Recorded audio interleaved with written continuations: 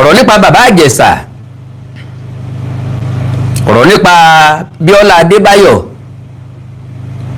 ọ̀rọ̀ nípa Princess Yomi Fábíyì ló gbé mi wá. ṣé ẹ mọ̀ pé oníkangun ló nìkangun, àkó arapa ni wọ́n lọ kángun sọ́lọ́run àbí wọ́n lọ kángun sọ́run. la fi pé orí tákù arapa bá kọ o òde ọ̀run ló ti wá o òdodo lọ̀rọ̀ ọ wá fáàtì lọ̀rọ̀ ti wá ẹni bá gbọ́ kó ìkọ́gbọ́n ẹ mọ̀ sọ́pájá ló ń gbó. bẹ́ẹ̀ náà ni bẹ́ẹ̀ ni o. so bẹ́ẹ̀ ṣe ń wọlé òwe bá mi. God bless you sir. Peace Sam Adéyẹmí. God bless you, káàbọ̀. ẹ dákun ẹ lórí tẹ́lẹ̀ ṣe mí, orí tẹ́lẹ̀ ṣe mí náà ni pé kẹ́ bá ń pín program yẹn.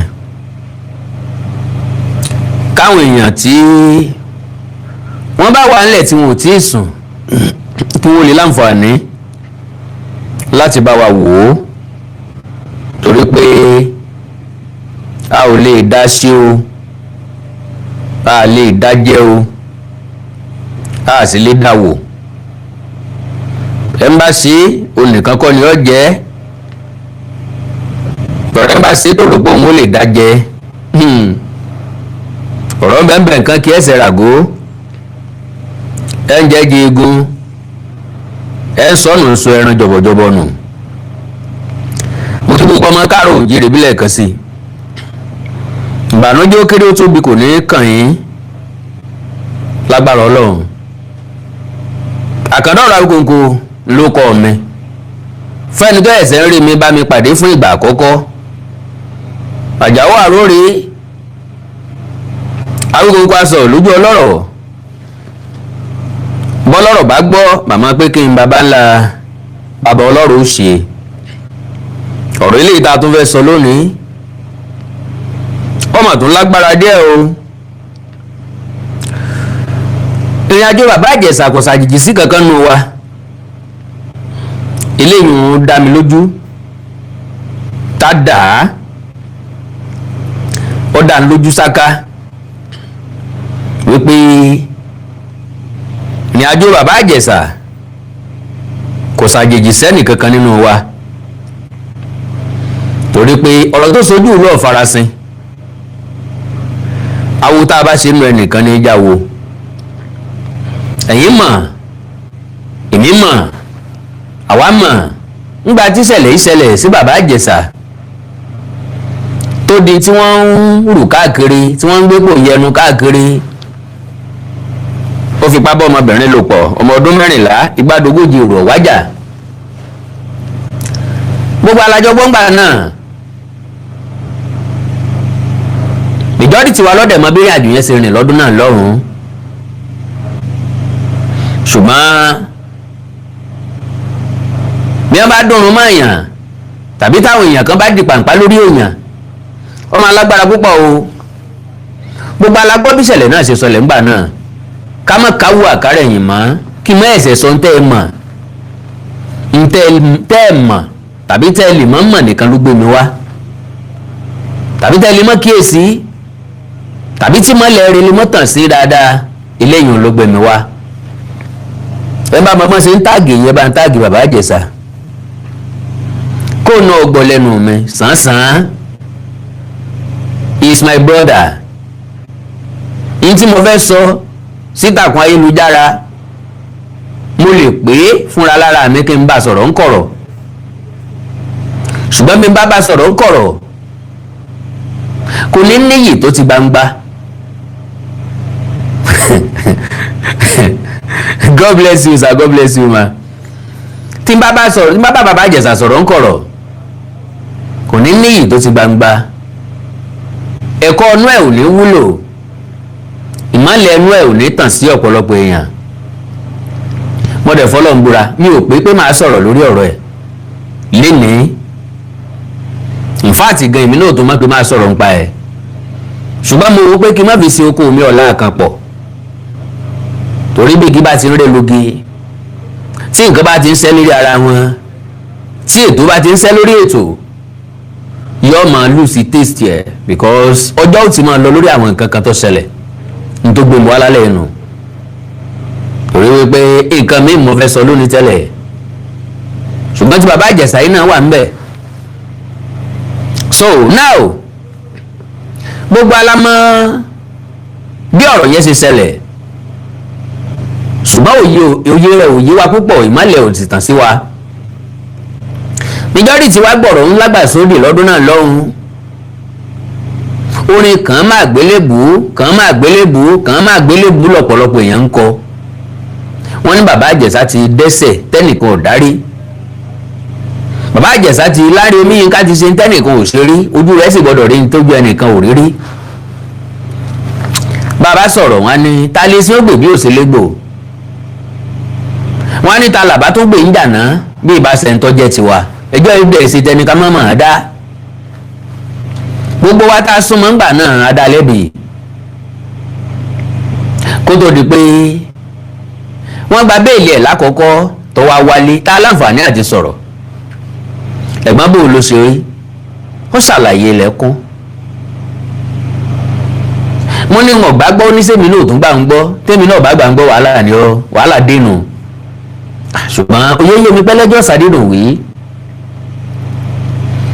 So nígbà náà mo jáde mo ṣàlàyé bí nǹkan ṣe rí àwọn kan gbàgbọ́ àwọn kan ò gbàgbọ́ bí ìṣẹ̀lẹ̀ bá ṣẹlẹ̀ àwọn èèyàn ẹ̀ka lẹ́sà ẹ̀ka lẹ́mà mo kí gbogbo yín káàbọ̀ bí ìṣẹ̀lẹ̀ bá ṣẹlẹ̀ àwọn èèyàn kan gbàgbọ́ àwọn èèyàn kan ò ní gbàgbọ́ kẹ́ ẹ forí dólẹ̀ kẹ́ ẹ tàkìtì àwọn tí ò ní gbà ò ní gbà wọ́n á ní ẹ̀ ń parọ́ náà ni ẹ̀ ń tara yín náà ni. So kó tó di pé ó ní last court ọ̀rẹ́ sọ́gbà náà pé táwọn bó ń gbàdúrà kí ẹjọ́ òun wọ́n jẹ́ àre nílé ẹjọ́ ilé tó ń lọ yìí ńlágbára Ọlọ́run àre ni ó jẹ́ but unfortunately wọ́n ní kí bàbá Ìjẹ̀ṣà lọ sí ọgbà àtúnrọ ọlọ ó dé láyọ̀ àtàláfíà tẹ́ bá wò dáadáa ẹ rí i pé láti ìgbà tí bàbá Ìjẹ̀ṣà ti dé mi ò wá jáde láti wá sọ̀rọ̀ kankan pa ẹ̀ because mi ò rí tọ́pìkì kankan tí mo fi lè wá sọ̀rọ̀ nípa rẹ̀ mi ò rí reason kankan tí mo fi lè sọ di content lábẹ́ bó ti súnmọ́ mi tó mo rí nírí pé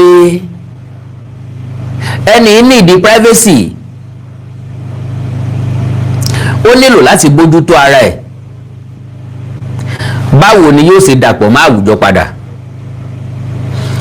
báwo ni iṣẹ́ rí ò ṣe ní dìṣẹ́ bó ni ó ṣe láǹfààní láti padà sẹ́nu iṣẹ́ ẹ̀ eléyìí lọ́jà àkọmọ̀nà tèmi nígbà náà ó rà ń pé nẹ́tíwọ̀kì Facebook yẹn orí bá kan bá kan ó rà ń pé ó ti padà so eléyìí lọ́jà àkọmọ̀nà tèmi.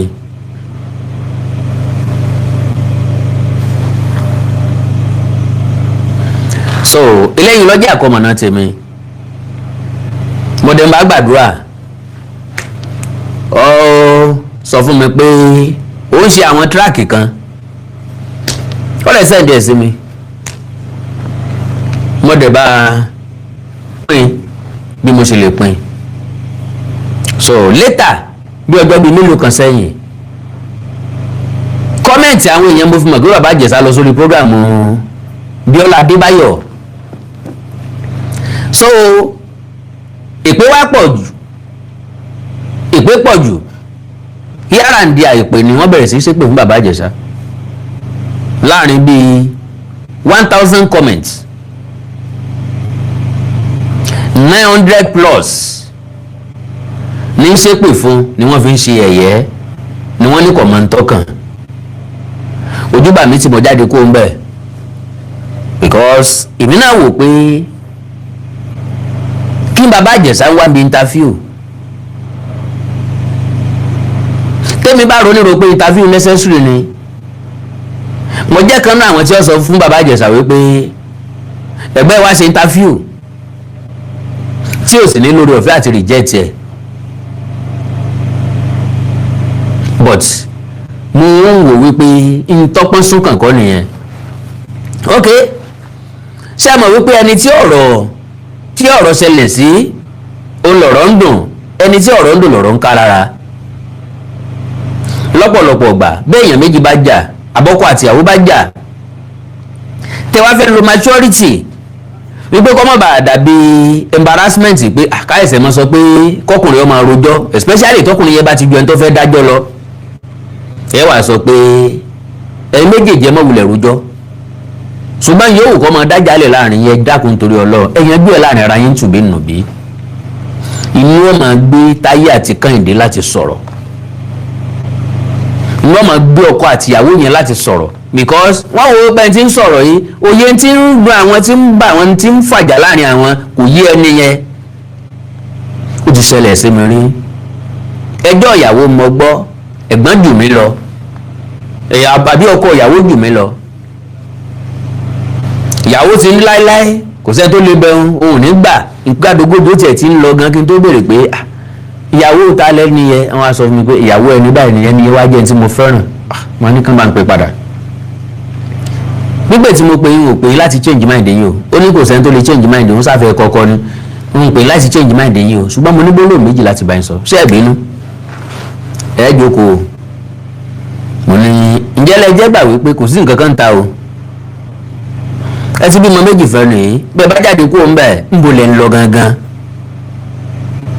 wọ́n ń bẹ̀ ní ìsìn ní rárá ẹ̀ nígbà ń sọ pé kẹ́ gbàṣẹ́, mo ní kí n béèrè pé bo lẹ ń lọ, ọ̀dọ̀ ta lẹ ń lọ, torí kò sọ́kùnrin tó gbádùn níta o, àwa yìí náà rí o, àgòsílẹ̀ tó gbádùn nínú wa kọ́ ló ń já gbádùn, ìkọ̀ọ̀kan nínú wa lọ́kàn yàtọ̀ díẹ̀díẹ̀. we are almost the same thing, tàbí kí sọ pé we are the same thing. ǹtẹ̀ bá rò pọ̀kọ yín ṣe tẹ́ rò pọ̀ bá dín ọ̀pọ̀lọpọ̀ ni wá ń ṣe ń tọ́ bá dìjú bẹ́ẹ̀ lọ o, kò sẹ́ni tó clean láàrin wa, kò sẹ́ni tó mọ́ láàrin wa.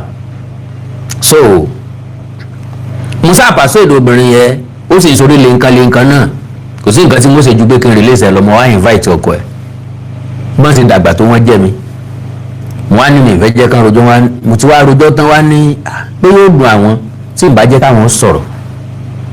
ìgbà tí wọ́n sọ̀rọ̀ kalẹ̀ ẹnu mi ga, mo fẹ́ lè sọ pé káwọn gan léyàwó wọn jọ náà, ṣùgbọ́n wọn ìbáyàn tún yìí ibẹ̀ yẹn kọ́ ni mo ń lọ. níbi tí mo ń lọ náà padà sórí bàbá Ìjẹ̀ṣà ni, pé ọ̀pọ̀lọpọ̀ ọ̀rọ̀ ní gbé bàbá Ìjẹ̀ṣà nínú tó fẹ́ sọ, torí wípé ọ̀pọ̀lọpọ̀ ń táwa rí bẹ́ẹ̀ kọ́ lọ̀rọ̀ rí. ní tó prompt mi wá sóde gangan ò ní wípé Bíọ́lá Adébáyọ̀ ó wá interview bàbá Ìjẹ̀ṣà. nígbà tó interview bàbá Ìjẹ̀ṣà àwọn èèyàn wá gbá Bíọ́lá Adébáyọ̀ mú, wọ́n fòúnjà sílẹ̀, wọ́n kó ìkúùkù bá alápẹpẹ, èébú òté ebú, èpè òté pè, àásán ọ̀tá àásán. bẹ́ẹ̀yàn ọba láyà ń gbà míì, bẹ́ẹ̀yàn ọba lọ́kàn ń gbà míì kò lè gbó sórí social media yìí. ẹ̀yin èèyàn mi tẹ́ ń wò mí, ọ̀pọ̀ nínú ẹ̀yin tẹ́ ń wò wá burú ju àjẹ́ ọ̀tá lọ. bẹ́ẹ̀ bá dẹ́yẹ sí èèyàn báyìí ilé ayọ́dẹ̀ sóńtọ̀ yàtọ̀ sí irú wa tá a ti mọ̀ pé ojú ogun láyé, a sì ti mọ̀ pé ogun ayé kì í ṣe eléyìí téèyàn yọ ọ̀bọ̀n sí, téèyàn yọ àdá sí, téèyàn yọ ọkọ̀ sí, àti wàá múra lẹ̀ pé àjọ máa kú papọ̀ ni. bí àwọ̀ ẹrú kan àwa pẹ̀lú ẹ̀ lájọ ń lọ, a ti rọ̀ yìí, especially mi mo ti rọ̀ yìí. wọ́n á sọ pé èèyàn rọ̀ yìí, èèyàn ti tá tán.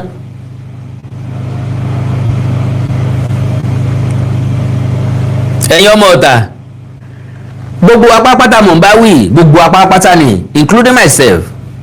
ó kàn jẹ́ pé èmi máa ń rí nǹkan with different perspective.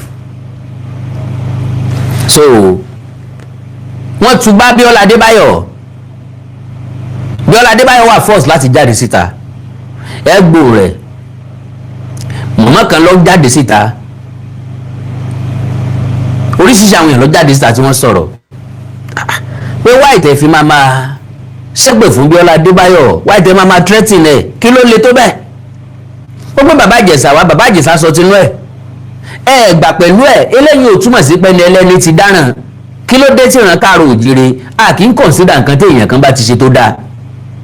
eléyìí tí ó bá wa lára mu tí ó tẹ́ wa lọ́rùn yẹn la máa sọ dogun mọ́tò lọ́wọ́. This same Bíọ́lá Adébáyọ̀ has helped many people. òun ló gbọ́ ọmọ kan dé òní tí wọ́n fi sẹ́wọ̀n torí pé wọ́n lọ jáde ẹ̀. oríṣiríṣi àwọn èèyàn ló ti ràn lọ́wọ́, oríṣiríṣi àwọn èèyàn ló ti lọ sórí platform ẹ̀ tó ti help wọn. yóò bá ọmọ káàárọ̀ oòjíire bí ẹ̀rọ eléyìí tó ti ṣe sẹ́yìn kó tó fi jẹ́ pé ká ẹ tó ṣépè fún ẹ̀tẹ̀ tí kọ́kọ́ wá wò ó pé ọmọ yìí rẹ̀ ti ṣe ń tọ́ da sẹ́yìn o, ẹja dúró, ẹja ní sùúrù, ẹja fojú bòmí wò ó. kí ni máa ń ṣàwa Yorùbá bí orin wa kan tá a kọ́ ń gbà ní ìmí àti New Glory, kí ló máa ń ṣàwa Yorùbá gan ta fi máa ń hùwà bí ẹni ògbọ́n ìtìjú ńlá lélẹ́yìí o, ẹ má jẹ́ àsọ̀rọ̀ tẹ síra wa. ní ló máa ń ṣàwa Yorùbá gan tá fi máa ń hùwà bí ẹni ògbọ́n ìtìjú ńlá lélẹ́yìí o, ẹ má jẹ́ àsọ̀rọ̀ tẹ síra wa. So Bíọ́lá Adébáyọ̀ jẹ́jẹ́ ẹ̀ ní lọ, kì í ṣe oníjàngbọ̀n bí irú wa, oníjàngbọ̀n lè mi by birth. wàhálà lọ́rọ̀ mi lọ́rùn jù, ṣùgbọ́n Bíọ́lá Adébáyọ̀ very cool-headed woman. She has the art of helping people. lóòótọ́ ó ní platform, ó dẹ̀ ń lo initiative ẹ̀, ó ń lo talent ẹ̀, ó ń lo ọgbọ́n orí ẹ̀, ó dẹ̀ ń lo resources ẹ̀. platform tó ní everybody anybody ló ní grace láti wá sórí ẹ̀. I done something similar years ago. tíyàwó ẹnìkan wá sórí program mi tó fẹnu ara ẹ̀ sọ wípé ókè o wọ́n pa ọkọ o, ọ̀nà tí wọ́n gbà pa ọkọ nǹkan lélẹ̀, ọ̀nà tí wọ́n gbà pa ọkọ lélẹ̀ yìí ọ̀tán mi ò sọ̀rọ̀ kankan lé o.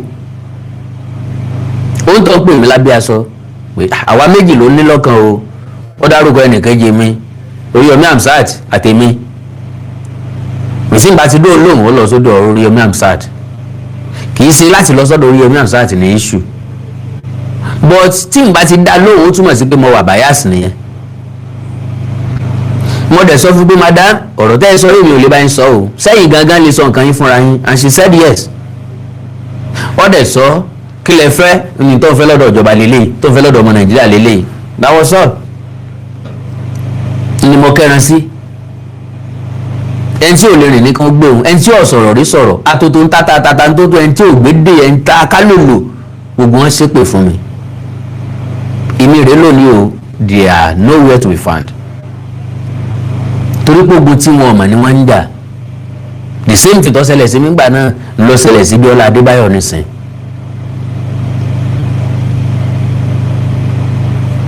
ogun tá a wí fìmí lògbòlògbò ńgbà náà ó ń fìmí ó ṣèkìrì, ṣùgbọ́n gbà mo rántí ọ̀rọ̀ fi ni lògbòlògbò yín nínú, ọ̀rọ̀ gbóní jìgìjìgì yín nínú, kì í sí ọ̀rọ̀ gbóní jìgìjìgì gbé ní mi.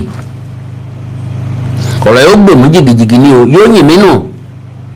ń bọ́ bá gbòó jìgì yóò yìn mí nù, kì í ṣe pé yóò gbé mi mì, n ò ní kú sí i. so mo jagun ọ̀hún lájàyè, àwọn tí wọ́n bá mi jà ń gbà náà àárí wọn mọ́, torí mo sọ ń gbà náà pé wọ́n fẹ́ lọ bí kùrukùru, wọ́n wọlé bí ẹ̀kan òjò, wọ́n parẹ́ bí òṣùmàrè, wọ́n sì parẹ́ bẹ́ẹ̀. torí Ọlọ́run o, Ọlọ́run tí gbé lẹ́yìn òsìkà eléyìí nǹkan mọ̀ bá wa, ọ̀rọ̀ bàbá Ìjẹ̀ṣà mọ̀ bá wa. now so nígbà tí wọ́n wá dé yẹlé Bíọ́lá Adébáyọ̀ làwa kan wá ní kò rí bẹ́ẹ̀, olórí ọ̀gbọ́dọ̀ kú sípò ìkà, àmìjọ́rìsì ń tà mọ̀ nípa bàbá Ìjẹ̀ṣà, àwọ̀ sọ fún wa a sì já mọ́. ìwọ Ọlọ́run kí ló ṣe network mi lórí Facebook báyìí, ẹ dákun torí Ọlọ́run ẹ máa bá ń love ẹ bá ń like lórí ilé Facebook, ẹ bá ń love ẹ bá ń like. Facebook network is very very bad, ẹ má bínú ẹ jọ̀ọ́, tàbí kẹ́yìn náà join wa lórí YouTube, mo wà lórí YouTube presently, ẹ join wa ní Awikonko TV lórí YouTube, ẹ̀yin tẹ́ wà lórí Facebook kẹ́ ẹ lè gbádùn wa ń bẹ̀. so ẹ já kọ́kọ́ gbọ́dọ̀ lẹ́nu woman yẹn ká tó gbọ́ tẹnu Bíọ́lá Adébáyọ̀. pápápá ni mo fẹ́ ṣe é, mo mọ̀ pé tí ń sùn, mo mọ̀ pé ó ti yẹ kẹ́sì, mo mọ̀ pé ti fẹ́ sùn, ẹ má bínú.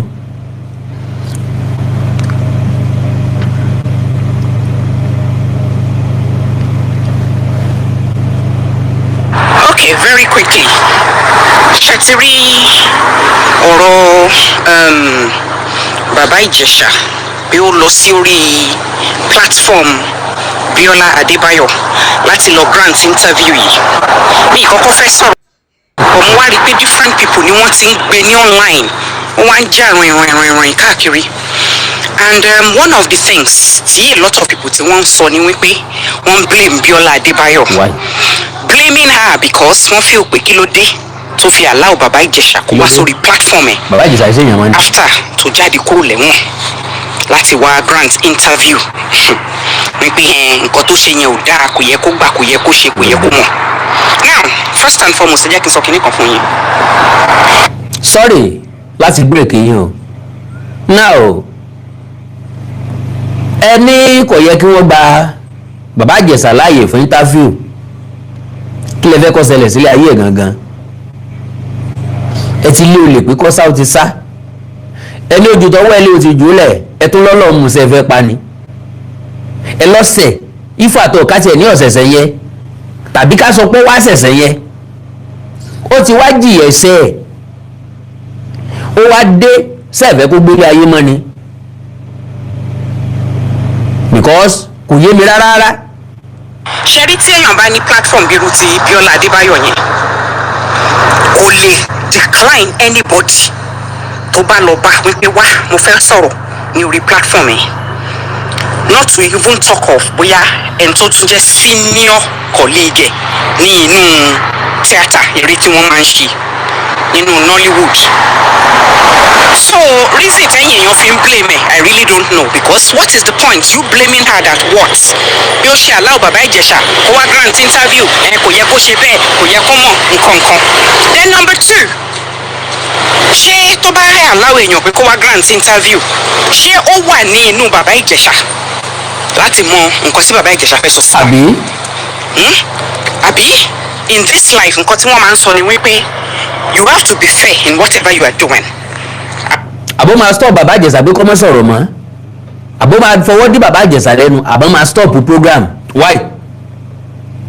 Torí tí platform ti ẹ wá fún ni fáwọn èèyàn láti hear view wọn, láti sọ̀rọ̀ ẹnu wọn, ní tó bá ń jẹ wọ́n lọ́kàn. Kí n gbọ́n sọ èèyàn wá sórí program nísìnyí kí wá expect ẹ̀ bọ́yẹ kí n stop ẹ̀ láwọn ibì kan. No, why would I? N tó fẹ́ sọ nìyẹn tí mo fi gbé wá kí mo fẹ́ stop ẹ̀ fún. Wọ́n ní ẹ̀yin náà lẹ sọ pé agbọ́ ẹjọ́ ẹnu ẹnìkan dá àgbà òṣìkà.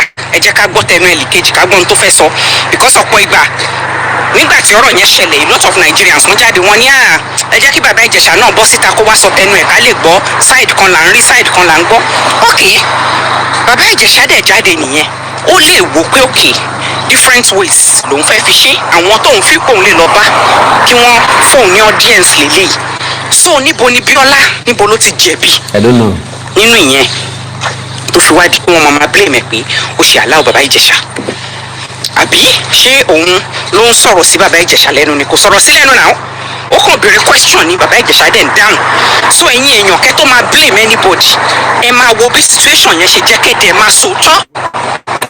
First lady yìí látijọ́ tó ti gbé platform ẹ̀ jáde ó ń ṣe dáadáa but one tó jẹ́ pé nǹkan bá ti go funny tí kò go the way tí àwọn Nigerians fẹ́ wọ́n máa dàbò olúwa ẹ̀ ni wọ́n bẹ̀rẹ̀ sí. God bless you ma. Bí ìjọ tí èèyàn bá ti sọ nǹkan tí ọ̀bá ń lára mu tàbí tí ọ̀jẹ̀ máa fi òyìn tàbí tí ọ̀ lọ sọ́nà bíi tẹ́ ronú gbà ẹ máa jáde against ẹni yẹn ni. Bó ń tọ́ wọn ọ̀bá lọ́kàn ilé ayé ọ̀fẹ́ sùn fẹ́ ṣe bẹ́ẹ̀ fún Fúnkẹ́ Akíndélé. Ó wà force láti sunkún sí lọ́rùn lórí social media. Ó ń sunkún tí ń wa ẹkún mu báyìí tí ń somi nímú bàlà sunkún sí lọ́rùn. Ẹ wá rántí mọ́ pé Fúnkẹ́ Akíndélé ti nu omijé tí ń nù rí. Ẹ rántí mọ́ pé Fúnkẹ́ Akíndélé ti múnú yín dùn rí. Ẹ ti wu àwọn iṣẹ́ ìtẹ́ ti rẹ́rìn lura yín dọ́kọ̀kọ̀ tó mú bànújẹ́ yín kúrò.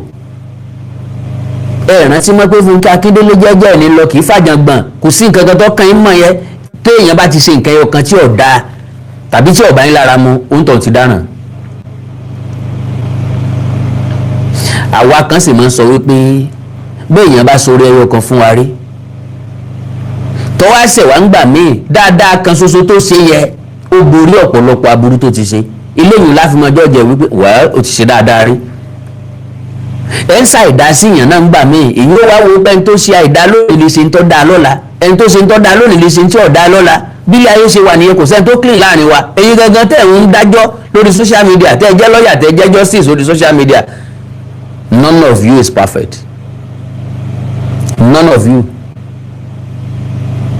ìgbésí ayé ọ̀pọ̀lọpọ̀ worst ju tàwa yìí lọ tàbí tàwọn tá ń discuss lọ but still ẹ̀yin lẹ máa kọ́kọ́ jẹ́ni tí yóò kọ́kọ́ máa dájọ́ tàbí kọ́kọ́ ṣépè ìgbésí ayé yín ọ̀dẹ̀ dáa tó tẹ́ntẹ́ ń ṣépè fún ọjọ́ wo la fẹ́ lanú ọjọ́ wo la fẹ́ lajú ọjọ́ wo la fẹ́ láyè la fẹ́ la làákàyè la fẹ́ lo làákàyè wa nígbà wo la tó fààyè lẹ̀ fún fíìwù ẹlòmíì agbẹ́gbẹ́ nìkan dàgbà òsìkà bẹ́ẹ̀ nìkan bá sọ̀rọ̀ ẹ fààyè lẹ̀ fún another side of view máa ń jẹ́ kéèyàn kẹ́kọ̀ọ́ máa ń jẹ́ kéèyàn gbọ́n ni bẹ́ẹ̀ mi ṣe máa ń gbégbé ayé mi gbà mọ́ wà kékeré nu ni mo bá dàgbà ní fi gba gbogbo nǹkan gbọ́ mo gbọ́dọ̀ kọ́kọ́ rò ó fúnra lára mi má gbé yẹ̀wò fúnra mi bó ló ṣe rí bẹ́ẹ̀ só tọ́ bẹ́ẹ̀ sí ọ̀tọ́ bẹ́ẹ̀ sí ọ̀yẹ́kọ́ tọ́ bẹ́ẹ̀ sí ọ̀yẹ́kọ́ tọ́ bẹ́ẹ̀ sí bó ṣe yẹ kọ́ lọ nìyẹn kí ni ìṣòro wa Bíọ́lá Adébáyọ̀ ọ̀tọ̀ lẹ́ni tẹ́nì kankan lè against kì í ṣe fracas kì í báyàn jà ẹni tó bá ti búyàn rí tàbí tó bá ti báyàn jà rí láàpẹ àbẹ́òun náà ṣe máa ń búyàn nìyẹn bọ́n bá bú mi ní ìṣẹ́ lómi ẹ̀ sọ pé báwo nǹkan náà ṣe máa ń búyàn nìyẹn ẹni tó yẹ kó bá ẹni tó ń bú mi wí tàbí tó yẹ kó béèrè lórí kí náà ń bú mi sí tàbí tó yẹ kó béèrè lórí kí lèmi ń búyàn sí yà ń bọ̀sibọ́sì èmi ò kì í ń búyàn èmi máa ń sọ téèyàn bá ṣe ni ẹ má jẹ́ ń gbà kókò yẹ jẹ́ rọ̀nà ọ̀rọ̀ mú mà yìí. blame ìgbà tó gbé Bíọ́lá Òkè wá síbẹ̀ náà ẹ blame ẹ pé ẹ Bùsọ́lá Òkè ṣe máa gbéyàn wá tó wá ń tọrọ owó tó ń ṣe tó mọ̀. Bùsọ́lá Òkè ló gbé wá ń gbà náà mo fẹ́ sọ̀rọ̀ nípa ìtẹ́lẹ̀tẹ́lẹ̀ mi kàn padà sọ̀rọ̀ nípa ẹni oríṣi àwọn èèyàn ló ṣépè fún Bùsọ́lá Òkè ẹlòmíì ní ìyà ni ó jẹ pa ẹlòmíì ní olówó ó dẹ̀ sọ pé òun ò lówó ọlọ́sọ̀tẹ́ẹ̀lì iye báyìí ìlọ́sọ̀tẹ́ẹ̀lì iye báyìí ẹni ìjà ọ̀mọ̀dé bá ní ìpè rẹ̀ lọ́kùnrin ẹni ìjà òde bá ní ìpè rẹ̀ lọ́kùnrin o ẹ̀ ń bá yàn àrí lọ́mọ aráyé ń pè lọ́kùnrin o. bọ̀ ẹjọ́ tó ti ń help àwọn èèyàn tó lọ mú ọmọ wá láti Libya tó ti ṣe different ones tó jẹ́ pé ẹ̀yin Nigerians ẹ̀ like ẹ̀ sọ pé ó ṣe ṣe ń gbà yẹn. I don't know why tó jẹ́ pé Nigerians a lot of you people bẹ́ẹ̀ ṣe máa ń rorí ó máa ń wà very very shocking. Honestly. It's like wọ́n gbẹ̀yàn lọ sí orí major kìíní ìsìn kó lọ ṣe interview kẹ́ máa blame ẹni yẹn pé ó ṣe jẹ́ kó wá ṣe. You don't do that. And when it comes to Baba Ijesha, the truth of the matter is nígbà míì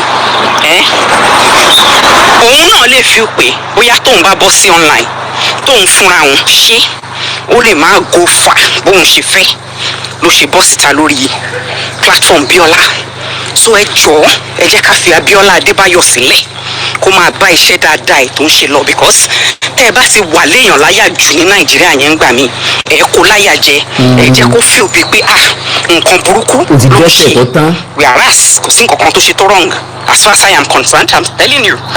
Reality ni now àwọn Boko Haram àwọn sùmọ̀mí lókè ọya wọ́n sọ pé wọ́n rehabilitate wọ́n ń dà wọ́n padà mọ́ sọ́jà wọ́n ń dà wọ́n papọ̀ mọ́ ọlọ́pàá wọ́n ní wọ́n fẹ́ integrate wọn sínú society padà hambọ̀sibọ́sì ẹni tó ní human feelings ẹni tó lọ́pọlọ ẹni tó lẹ́bùn ẹni tó ti lu ẹ̀bùn ẹ̀rí ẹni tẹ́ ti enjoy ẹ̀rí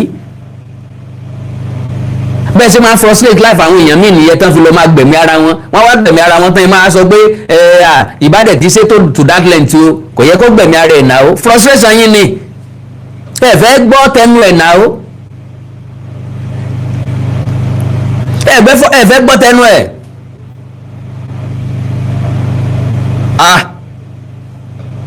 sẹfẹ́kẹ̀ yòókù ni kálukú wa ló ní nǹkan tó ń là kọjá lójoojúmọ́ ẹ má fọkàn sí pé Awikonko rí báyìí kí ló ń jẹ́ bẹ́ẹ̀ ṣé mi ò ní là kọjá tèmi dọ̀sí mi pé mi ò wá ní tó ń dùn mí lábẹ́ aṣọ kò sẹ́ni tó clean láàrin wa ẹ fẹ́ ká máa pákéjì ni pákéjì wèrè wo kálukú ló ní tó ń gbó lábẹ́ aṣọ náà kò sẹ́ni tí ò lábùkù ara tiẹ̀ lára kò sẹ́ni tí ò ní nǹkan tó ń dùn Ọlọ́run tí ìdẹni tí ò ní tó ń dùn ẹ̀rí ibẹ̀ lọ Dágbójẹ bí lọ Mike Adenuga ẹ̀rí lọ Fẹ́mi Ọ̀tẹ́dọ́lá bóyá wọn ò ní nǹkan kan tó ń dùn rárá ẹ̀bẹ̀ lọ wọn kan sọ pé náà àwọn dùn láti bẹ̀rẹ̀ ayé àwọn títí dọdún orí wọn nísìn ẹ̀já tẹ̀ clive yìí sìn náà ilé ayé ò le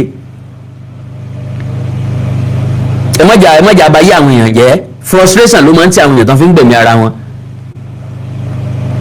kò sí nǹkan kan tó ṣe tó wrong nípa pé ó gbé bàbá Ìjẹ̀ṣà síta.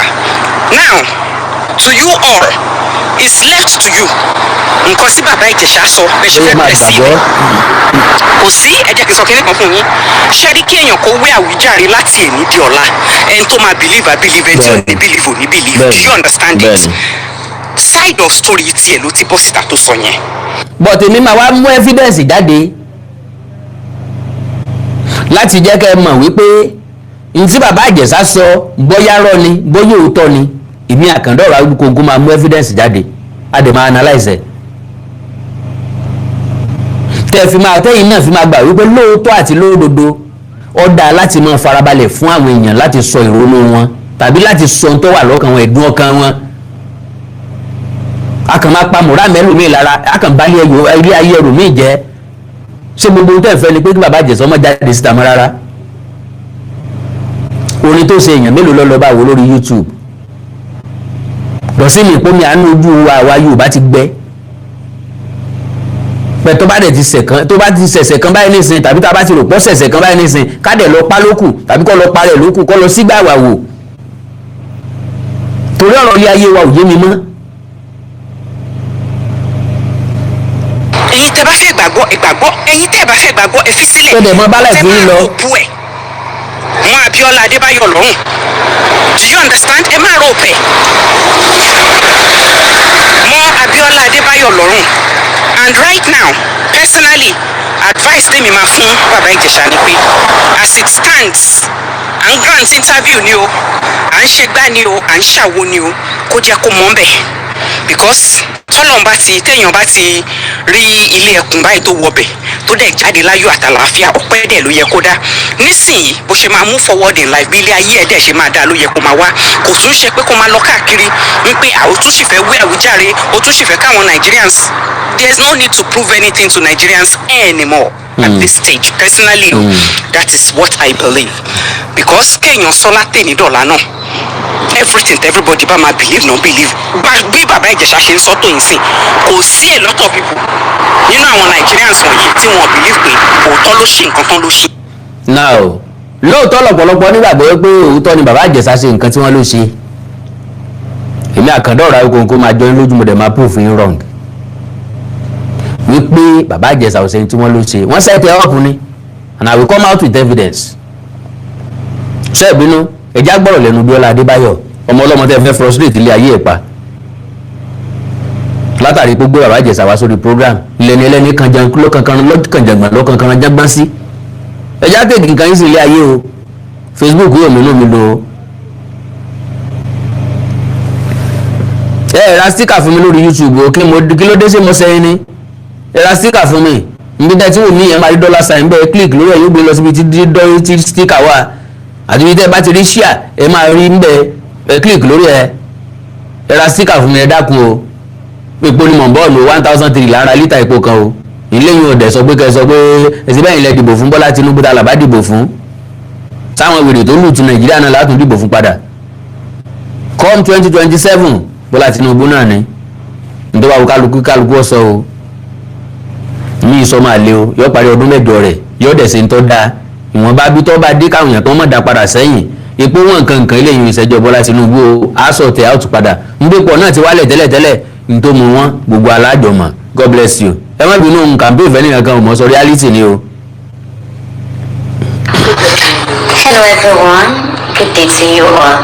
This is an apology video to everyone that. Can you imagine Biola wà force láti ṣe apology video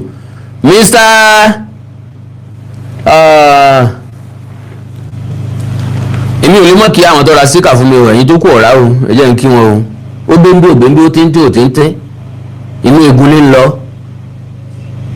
àwọn kan ti ẹ̀ ṣèrà mi ní wáìntì o mi ní wáìntì ẹ̀yin tẹ́ ra síkà fún mi o bẹ́ẹ̀ ni mo bànújẹ́ o mo lè stop program nítorí wọn o reality ni àgbàdo yín lẹ̀ ní ọ̀pọ̀lọpọ̀ máa ń ṣe àgbàdo yín ò sì ra epo sínú jẹnẹrétọ̀ àgbàdo yín ò ra kírẹ́dìtì fún wa o àgbàdo yín ò ra dátà o so ẹ jẹ́ n sáré kọ́kọ́ appreciate àwọn tó rà fún mi yìí o reality ni ẹ bá wù kọ́ rẹ́rìn ẹ fi mí rẹ́rìn ẹ fi mí ṣe ẹ̀yẹ kọ̀ọ̀kan rú wa reality ni ẹ bá wù kọ́ rẹ́rìn ẹ. Solotech, God bless you sir, mi ò ní wáyé tì. Talk Tea, God bless you sir, mi ò ní wáyé tì. Mr. Ogungbe Olúwaṣẹ́gun, God bless you sir, thanks so much sir, God bless you. Ẹ̀yin náà ra sticker fún mi, à ń gbádùn yín nìkan ò tó. Iṣẹ́ tá à ń ṣe olówó oṣù kò sí láfẹ̀yìntì. Yorùbá sì ní iṣẹ́ tí olówó oṣù ọ̀la, iṣẹ́ tí olówó oṣù yẹn láfẹ̀yìntì. So lórí ẹ̀ náà lẹ́tọ̀ máa ṣépè fún lúwa rẹ̀. Ẹnìkan tó ti rà fún mi. Mr. Adéfẹ́mi Adéwọyìn, mi ní wáyìntì. Bẹ́ẹ̀ ni mo ṣe ẹ̀ní mọ̀ bàmíjẹ́ lágbára Ọlọ́run. Ẹ já gbọ́rọ̀ lẹ́nu Bíọ́lá Adébáyọ̀, ẹ máa ra sticker fún mi, ẹ ra sticker fún mi. Epo wọn, dátà wọn. So offended. I'm so sorry. I apologize. What happened is when Baba Ijesha just came back from prison, he told me he was back, and I asked him, do you want to do an interview to apologize or to clear the air so that you can continue your life? And he said no, that he wasn't ready. He had Yes, bó sọ fún mi náà ń gbà náà nu, ó lóun tí ready fún interview kankan. Mọ́dẹ̀ yọ̀ǹda ìdìgbà tó bá wù ú lọ́kàn tó fẹ́ ṣe interview. Àtẹ̀mí bá fẹ́ interview ẹ̀mí ní. Last Naija Dawn, God bless you sir. Ẹ ní wá tẹ́ ẹ̀ náà tí bàbá, God bless you. some things that he's doing now, and I said, okay, I didn't ask him again. Until he called me last week to tell me that, okay, now he's ready for an interview, that he wants to go to Chudi's place, Kololawuyi, Oriyomi Amsat, Ayifele, that these people have been calling him that, but decided that he wanted to do it with me first. And I said, oh, thank you for the honor, no problem, sir. So I had the interview, and that was it.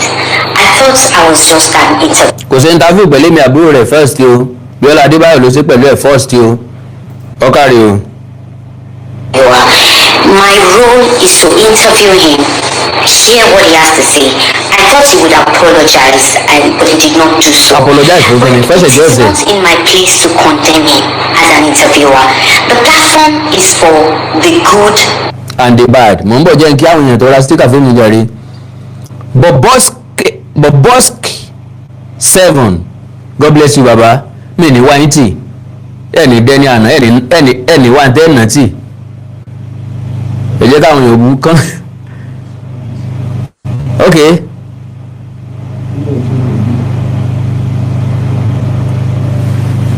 Wọ́n ṣe kí ni? Okay, Olúwaṣẹ́gun kí wá ní? Ògúngbẹ̀san. God bless you. Ògúngbẹ̀san, ẹ má bínú. and the bad is for both saints and sinners. The platform is not for only the people that you like. It's for the people that you like and you do not like. The platform is not for the people that you like. Mr. Akin Akinsanya, ó kọ yín ròyìn, ó kọ yín ọmọ ròyìn, ọmọ akínní. Now, gbogbo ètò tá à ń ṣe kìí ṣe fún ẹni tó like wa nìkan o, tàbí fún ẹni tó like ètò tá à ń ṣe gan nìkan. Wow, Mr. Tèmi Adélékè wọ́n ti darapọ̀ mọ́ wọ́n ti subscribe sí channel wa, wọ́n ti subscribe sí family channel wa. God bless you my fan. Wọ́n ti darapọ̀ mọ́. God bless you sir, God bless you sir. Mi ní wáyé tì. Àwọn eléyìí wọ́n máa sanwó fún wa lóṣooṣù. Yeah, wọ́n máa sanwó fún wa lóṣooṣù. So gbogbo àwọn nǹkan tá à ń jẹnu. I am a mother. I am a Christian. I am also a rape victim that it took me a while before I got over it. I have said that in my interviews over and over again. Yes, it took me time, it took me a lot of prayers, a lot of confession to get over it. So I would never enable anybody. The interview was not to exonerate Baba Ijesha, or to... Kì í ṣe láti exonerate ẹ̀, kì í ṣe láti vindicate ẹ̀, ṣùgbọ́n láti jẹ́ kó náà sọ sáìdì ọ̀dọ̀ tiẹ̀. Òfin fààyè ẹ̀ sílẹ̀ wípé àtẹnitọ́ fẹjọ́ sùn, àtẹnitọ́ fẹjọ́ èèyàn sùn, àtẹnitọ́ fẹjọ́ sùn, àtẹnitọ́ fẹjọ́ ẹ̀sùn, àwọn méjèèjì ni wọ́n ní ìdí justice. Àwọn méjèèjì ni wọ́n ní ìdí justice. Ńlòfin fi sọ pé kẹ́ ẹ tó sọ bẹ́ẹ̀ gbé wọn lọ ilé ẹjọ́, ẹ gbọ́dọ̀ ṣèwádìí beyond reasonable doubt. Ní ṣe wá lẹ̀ Yorùbá. agree with whatever he was saying. Go and watch the video very well. There was a place he was telling me that Bibi, and I said, I'm sorry, sir. It is my job to ask you the right questions. I asked the right questions from him, which I thought that was the job. Àwa ò tí mọ béèrè ìbéèrè tó le. Èmi máa wà lenient pẹ̀lú question. Àwọn question burúkú kan ń bẹ táwọn òyìnbó máa ń béèrè lọ́wọ́ ẹni tán bá interview. Oríṣiríṣi question náà máa ń béèrè lọ́wọ́ Trump ni bó ṣe le tó bó ṣe burú tó àwọn oníròyìn máa béèrè question lọ́wọ́ ẹ̀. Ìmí ìyọ́sọ̀ dìjà mọ́ wọn lọ́wọ́ ó lè sọ pé iléeṣẹ́ ìròyìn wọn ò dáa. Wọ́n dẹ̀ máa béèrè same thing lọ́wọ́ Barack Obama. Ó tún máa fi sùúrù sọ fún wọn. Okay, I can hear you. Just don't shout. You don't need to shout. Calm down. I will look into it, but not the way you think. Leader yàtọ̀ sí dealer. Leader máa ń létí gbọ́. Different questions tó le ní máa ń bèèrè lọ́wọ́ èèyàn. A lè bèèrè irú ẹ̀ Nàìjíríà ẹ̀ sọ pé àwa la tó kó bóńtọ̀ òun. Of an interviewer, the interview was not to exonerate him or for him to come and claim innocence on my show, because it was a crime that he's been convicted of. And I asked it, go and see the video again. I had to pull it down because I felt that a lot of people were angry, and I know that. Wow, ó padà yọ fídíò yẹn ṣá. Based on what? Kò táwọn yẹn èmi ìyẹ̀rú ọ̀kan ọmọ lọ́fà àmọ́jọ yẹn burú afájà lọ àṣejù ojú ọjà ọ̀tẹ̀yìn lọ́rùn kọ̀tẹ̀yìn lọ́rùn fídíò mi wà ń bẹ̀. I don't send you because I'm not doing it because of you. Mo ń ṣe nítorí àwọn tó máa pay fún tó máa wúlò fún bí ọba jẹ́ lónìí á jẹ́ lọ́jọ́ ọ̀la ó kó lè wọ̀n record. I will never pull any video down. Àfilẹ́ tó bá wù mí lọ́kàn fúnra mi tí mo fẹ́ yọ kó fúnra mi kì í ṣe torí pé èèyàn kan frustrate mi àbí èèyàn kan àwọn tó bá sí gàngán sí mi náà ni wọ́n tó padà wá tó bá yá nígbà tí n bá ṣe nǹkan tó dáa lọ ń tèmi wọ́n mọ̀ fẹ́ dojú kan gbogbo àwọn ọ̀dà ń sọ ọ̀rẹ́ àsọ̀rọ̀ tó dáa ń bí eléyìí o mi ò lè please everybody o I can't please everybody. I'm not alive to please everybody. Ọlọ́run ò dá mi sí láti wá please gbogbo èèyàn rárá o mo wá láti wá please Ọlọ́run ǹdẹ̀ tó lè please Ọlọ́run gbogbo dídá wá dàbí àkísẹ́ ẹlẹ́gbin lójú ẹ̀. Mo dẹ̀ wá láti wá please ara mi wọ́n bá kí n jẹ wọn bó òkèlè tí mo bá lè jẹ lásìkò kí n mu omi tí mo bá lè mu lásìkò tó rà padà kú. Lẹ́yìn ẹ̀wọ̀n ó bèèrè lọ́wọ́ pé sá wá sáyé aṣọ bá àrántí bóyá tiẹ̀ wá bá wá orí gbogbo ayé ó gbàgbé wa.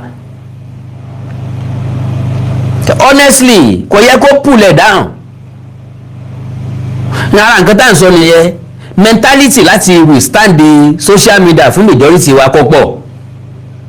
Mo máa ìsáré sọ̀rọ̀ sẹ́lómi yóò ti sá lọ. Sọ̀rọ̀ sí mi ní ká comment.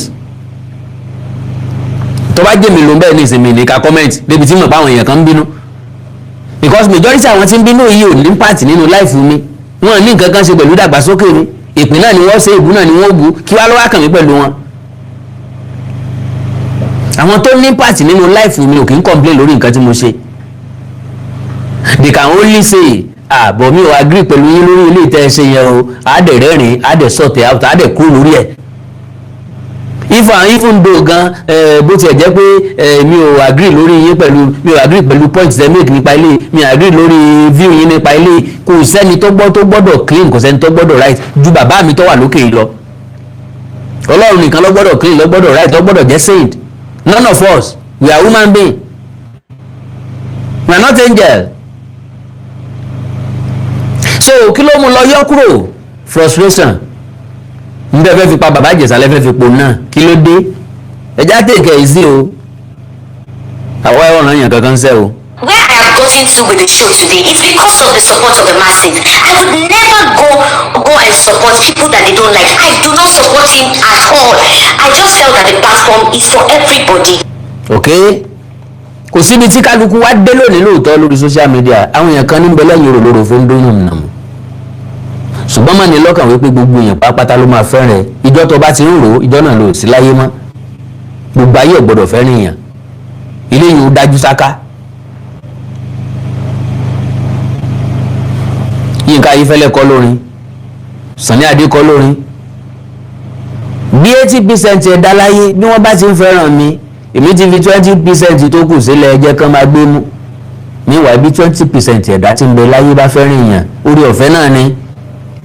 Kí 80% ó kórìíra èèyàn, kọjá lórí òtítọ́ náà kórìíra ẹ sí rí o, kọjá lórí òtítọ́ àtòdodo náà kórìíra ẹ sí, you are still vindicated. You just continue doing your things. Guilty conscience ló lè mú èèyàn lọ delete nǹkan tí wọ́n bá rò pé èèyàn náà ò ṣe dáadáa. But obìnrin ni Bíọ́lá Adébáyọ̀, I don't blame her. Obìnrin ni àwọn èpè tí ó máa rí kò witness ẹ̀ rí, kò rí rí. Èébú tí ó máa gbọ́ kò rí rí, kò gbọ́ rí. Àwọn tí wọ́n máa pè é, tí wọ́n máa persuade ẹ̀, tí wọ́n máa sọ pé kó lọ yọ kúrò, wọn ò rí rí, kò rí rí, kò rí rí, kò come across bẹ́ẹ̀ rí. Adò nìkan ló fail, acceptance nìkan ló rí. Mi Madam Bíọ́lá Adébáyọ̀, mo like program yìí, mo gbádùn program yìí, Ọlọ́run máa fi ń ṣe o, God bless you. Ẹ ṣé pẹ̀lú nǹkan tẹ́ ẹ ṣe o, ẹ ṣé pẹ̀lú ẹ̀ńtẹ́ lọ́mọ́ láti Libya, ẹ ṣé lórí ọ̀rọ̀ ọmọ yẹn, Ọlọ́run máa wà pẹ̀lú wọn, máa subscribe, wọn máa follow, wọn máa subscribe, wọn máa follow nílé ọmọ dùgbà, followers mi ń pọ̀ sí, subscribers mi ń pọ̀ sí, onímọ̀ péjọ kan ń bọ̀ tán ń bọ̀ wá fèsì ẹ. Àwọn tó fẹ́ràn wa náà ni wọ́n àtàkì wa.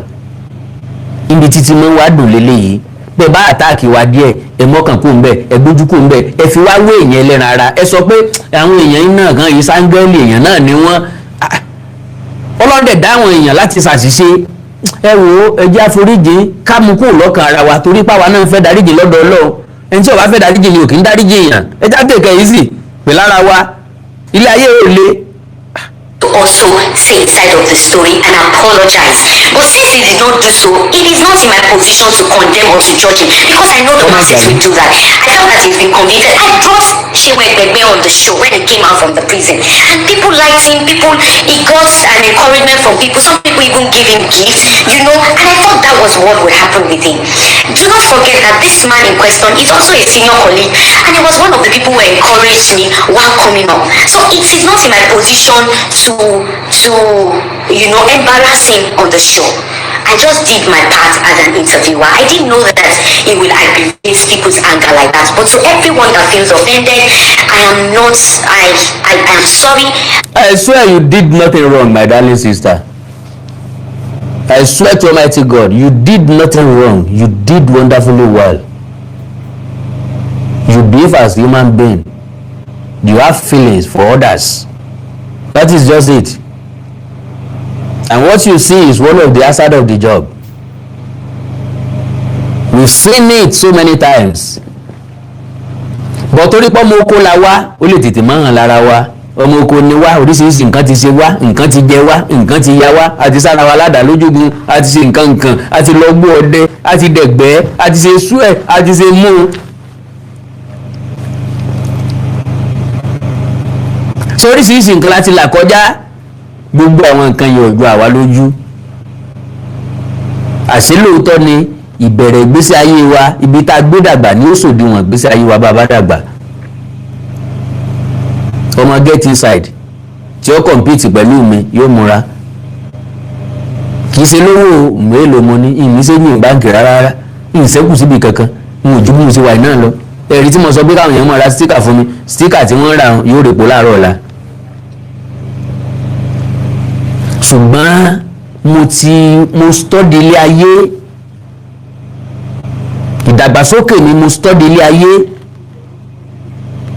ń pé ibi tí mo lọ lórí social media yìí o, àwọn èèyàn kan ń yìn mí o, àwọn èèyàn kan máa bú mi o, àwọn èèyàn kan máa ṣépè o, àwọn èèyàn kan máa ṣàdúrà fún mi o. Mo ti wá mú rẹ̀ wá kí n tó wá. Ilé ìjọ pé téèyàn bá sọ ẹyọ kan sí mi, mo lẹ́yìn láti wá sọ mẹ́wàá tó ń tọ̀ kájọ fọ́ gbogbo ẹ̀ lójú dànù, kájọ bá gbogbo ẹ̀ jẹ.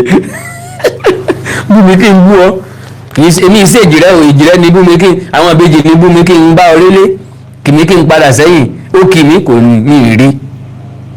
Wọ́n máa ń praise mi lórí social media, kì í wọnú ara mi, ìtání ti máa ń dùn mọ́ fọlọ́ǹbúra. When people are praising me, I will just feel like ẹ̀yin tẹ́ ń praise mi ní ìsìn náà lẹ́tùn bú mi lọ́la. Because mi wá láti wá ṣe ní tó máa fi fún èèyàn, mo wá láti wá ṣe ní tí mo rò pé yóò fi fọ́ ọ. tí yóò fi fọ́ ọjọ́ iwájú táwọn èèyàn kan ó rí lọ́jọ́ iwájú tí wọ́n mọ̀ pé at least ẹnìkan wà tó stand on his ground. ní gbogbo àwọn èèyàn bá tiẹ̀ dàbá ìtàn dàbá yìí ẹnìkan wà tó dúró sójú kan tó dúró lórí ẹsẹ̀ rẹ̀. ìwé ẹ̀ tó bá fẹ́ dúró sórí ẹsẹ̀ rẹ̀ ń kì í gba oríyìn níbẹ̀rẹ̀ òpin létà ńlá fi pé yóò sùn láàyè ìjọ abákúlà àdèrè èmi ò sì fẹ́ kú kí n tó dèrè mo fẹ́ kí wọ́n gbẹ́ ère mi sínú mùsíọ̀mù kan nígbà tí mo wà láyé pé this man is a man of truth and that is the reason why I will always say the truth bí mo ṣe rí nǹkan ni mo máa sọ fún yín. ẹ jẹ́ sáré bí ọ̀rọ̀ Bíọ́lá Adébáyọ̀ kí n parí ètò mi. Whatever he has done, I know the court has done their job.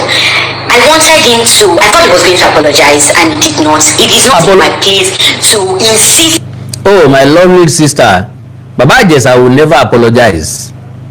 What dẹ̀ tún lè apologize? Ó pín sọ́nà méjì. Ǹjẹ́ ọ̀sẹ̀ ẹ̀sẹ̀ yẹ gangan? Èmi Àkàndọ̀rọ̀ Awikonko ń bọ̀ wá proof ẹ̀. Ní Baba Ijesha ọ̀sẹ̀ ẹ̀sẹ̀ yẹ gangan. Wọ́n tẹnu mọ́ fíìmù mi. Nígbà yẹn pé fíìmù náà ní kò ní princess ní kò ń wá yá o. Màá fi fídíò hàn yín. Èmi máa fi fídíò hàn yín. Tẹ́ fi máa gbà wípé lóòótọ́ wọ́n rúùpù Baba Ijesha ni. Ìbànújẹ́ ò ní kàn yín o. Ọlọ́run ní jẹ́ kẹ́ ẹ rí ogun àdúrúmọ́. Tán bá dúró mọ́ èèyàn lójú yín. Ẹ̀rẹ́ni tó hẹ̀pù èèyàn rí. Mọ́tò gbáyàn ọ̀dẹ̀ débi ọ̀dẹ̀ bọ́ ní ìtàn pé kò tí ì kú tọ́ ọ̀dẹ̀ gbé mi mọ́tò ọ̀dẹ̀ lọ sọ́jú ẹ̀ ọ̀dẹ̀ gbé lọ sí hospital wọ́n dẹ̀ sọ wípé lọ bá wọ́n dẹ̀ gbé lọ ilé ẹjọ́ àwọn èèyàn dẹ̀ tún jẹ́rìí against ẹ̀ báwọn rí nígbà tó gbà. àwa tá a ti rí ilé ayé báwọn tá a ti rẹ́ni tó èèyàn kú sí lọ́dọ̀ tá a ti rẹ́ni tó fọ́ èèyàn rí tí tó ń tọ̀ ń kú láti wá mọ̀ wípé ayé pé gba ìròyé ti yé wa wípé lóòótọ́ ni pé ayé ní kọ̀rọ̀ ìròyé ti yé wa pé lóòótọ́ ni pé ayé ń nàyàn kọ́lọ́mọ̀jẹ̀ kan fẹ́ gbà torí wọ́n nàyàn tán bá fi nà ọ́ ń tọ́ ò ní gbọ́n láéláé o ẹnu ẹ̀ ń dé kàrà ń dé dòǹdó ayé ò tí ì ra ayé ọ̀nà ọlẹ́gba ni o ayé ọmọ bẹ́ẹ̀ mi jà ẹ̀bẹ̀ mọ̀ ń bẹ̀ yín o ọmọ gàngàn òwúlò mi ò ti salágbẹ̀dẹ ọ̀run. mo sáwo awo onídàáyé mo ṣe o ọ̀run mo ti mú awo tèmi bọ̀ wálé ayé mo bá wọn ṣẹgbẹ́ ayé mo bá wọn sáwo ayé tọ́lá àwọn èèyàn kan máa ń pè mí páwọn fẹ́ jọyìn ògbóni tẹ́ ẹ̀ bá fẹ́ ṣòfò tẹ́ ẹ̀ fẹ́ sórí igbó torí pé mo ṣe wì nípa àwọn ẹgbẹ́ ògbóni ni tí mo analyse ògbóni pé kí wọ́n bára wọn jà ògbóni ìgbà ìwáṣẹ̀ ògbóni aborigine kankan ni wọ́n bẹ̀rẹ̀ wọ́n máa mẹ́sẹ̀gì mi wọ́n máa kí mi mẹ́sẹ̀gì kí àwọn ilé àwọn máa wò sórí òsínwé àwọn fẹ́ jọ ògbóni ni àwọn fẹ́ kí n mú wọn wọlé dì sẹ́ẹ̀fẹ́ ṣòfò dànù èmi ọmọ sáwó kankan èmi ọmọ sógún mọ sẹ́bọ̀ ọlọ́mọlẹ́gbọ́ àti tutù mi ò ráyè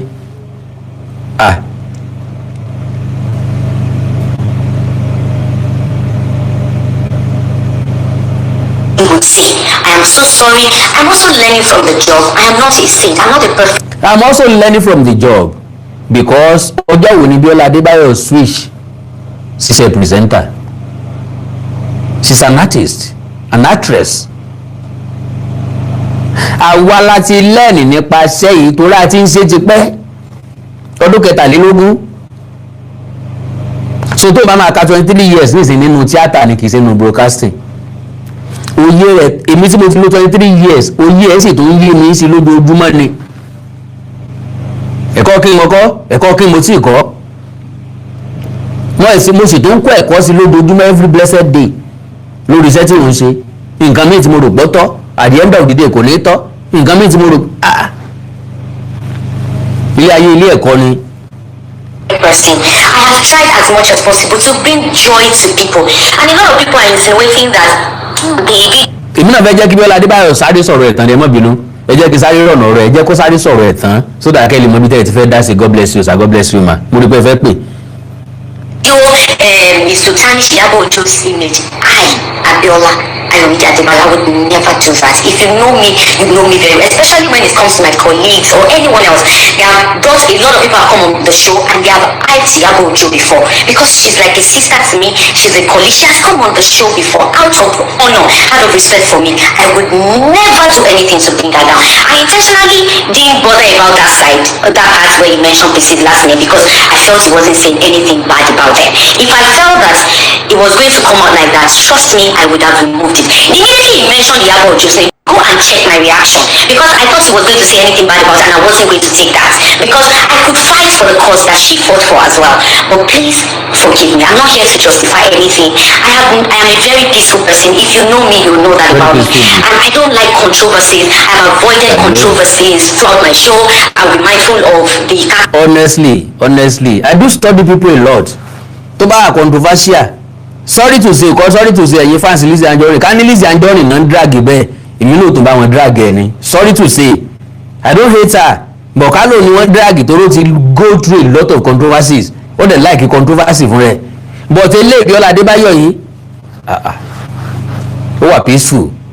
Tó bá jẹ́ Lizzy ni. Even if it's captured that we call people to come and watch, as long as it's controversial, I don't want to use it. And I quoted him. That was what he said. It was not to, it was not a propaganda to go against Iyabo Ojo's film. Our film is coming up. Arinzo will sell by the grace of God. It will do well. See, Iyabo Ojo, I love you, and you know it yourself. You know that I would naturally not do. I did not use you for anything. Your name was not called. I left you because I felt he wasn't saying the bad thing about you. It didn't occur to me the way that people are saying it now. But please also know that I am also learning. I don't know it all. I apologize to everyone that feels offended. I would never... Me like you. Daddy will not say wọ́n ní controversial gangan lórúkọ Awikonko.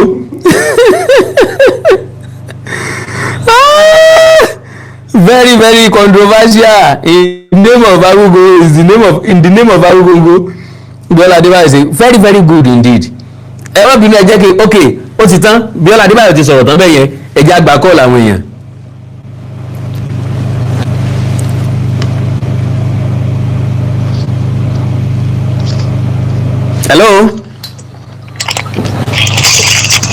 Hello.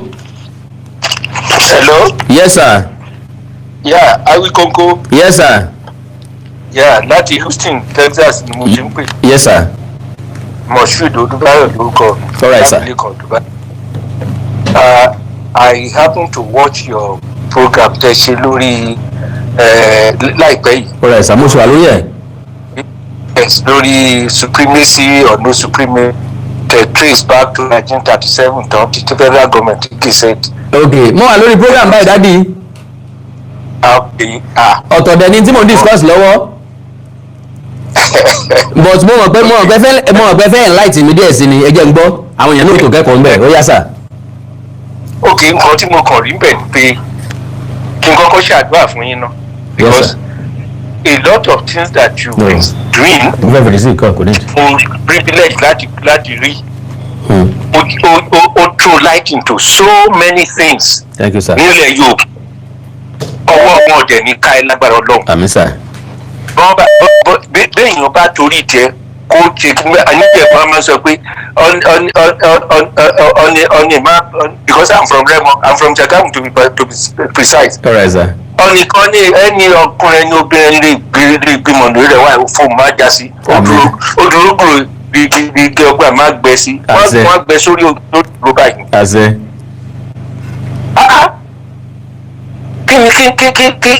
Kí ni wàhálà? Gbogbo explanation tó ń ṣe gbogbo ẹ̀ I went through so many of your presentations. Kí ló yọ wá kí ló sọnù tó ń ṣe kíní káàkiri.